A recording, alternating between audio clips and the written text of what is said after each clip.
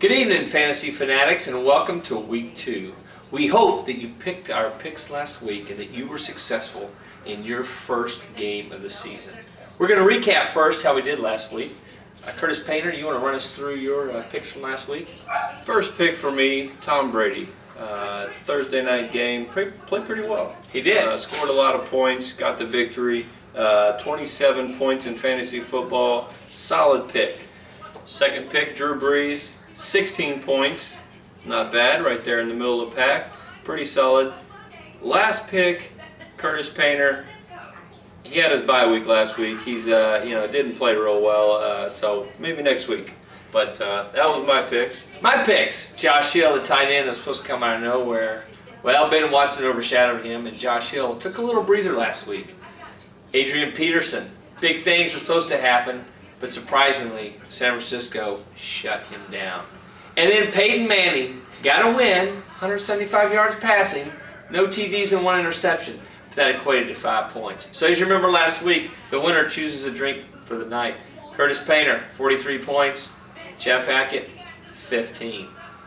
But the drink of the night is? Jeff Rowe has to have a mimosa. Little orange juice, champagne, topped with a little strawberry. So enjoy, my friend. Very, very tasty, and I hope to never lose again. Okay, Curtis, new week, new stats, new players. Who are you going with? My first pick, Carson Palmer. I'm going to roll with the quarterback theme and keep going with it. Not only did Carson have a great week last week, which kind of helps me pick him this week, but he's also playing a defense that allowed 3 passing touchdowns with Aaron Rodgers last week. So I think he's got good possibilities this week. All right, and that sounds good. Carson Palmer at, I believe, at Chicago. I believe so. So my first pick is going to be Julio Jones. Julio Jones from Atlanta had 141 yards and 2 touchdowns. Breakout performance. He was caught 9 passes, targeted 11 times.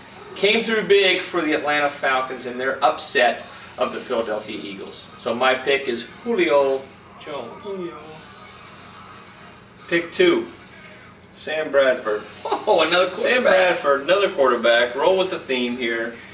He's healthy. Got a minor ankle sprain last week, but he's playing well, playing healthy in a new system. I really like the kid's possibilities. He's got good potential, and so I'm picking him. He's kind of out there on a limb, but look for him this week. And let's hope that Dallas doesn't do to him what the Atlanta Falcons did to him last week. Right. You know, my second pick, I'm going to go to Matt Forte. So we got a little head-to-head battle there. Matt Forte from Chicago. Arizona is 17th against the run. He had 141 rushing yards, 25 receiving yards, and a touchdown last week. So my pick is Matt Forte for number 2. Number 3. Now my number 3 pick is a little out there. If you've got him, you should probably play him. If you don't feel like you should, give him another week. But I feel like he brings a lot of things to the table. Tyrod Taylor, Buffalo Bills. He's a dynamic quarterback, makes plays on the run. I think when you get down there in the end zone, he might be able to score on his feet. He might be able to do a little option, scramble, whatever. So I think he's going to be a guy that can score some points. You think he's going to be able to beat New England? It's going to be tough, but I think he can score points. Well, Big Ben almost did it last week in the opening game of the NFL season. So Tyrod Taylor, number 3 for you. My third and final pick, last week, tight end scored 22 touchdowns, most ever in 15 years. I'm going to go with Jason Witten, Dallas Cowboys against the Philadelphia Eagles.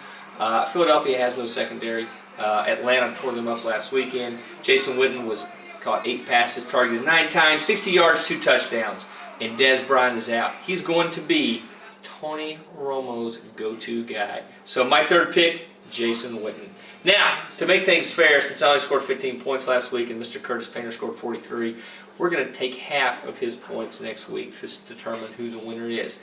And if you're a part of my fails and flops, both with a PH, and you survive your game last week, just think how much better you're going to be this week with my locks. Curtis, any final words? Good luck this week again, as always. We missed our guest appearance tonight, but next week you will meet Eric Schlesselman. He will be here to our left. diagnosing our picks. All right, and thanks again. Follow us on Twitter and Instagram at PH_fantasy. Have a good night.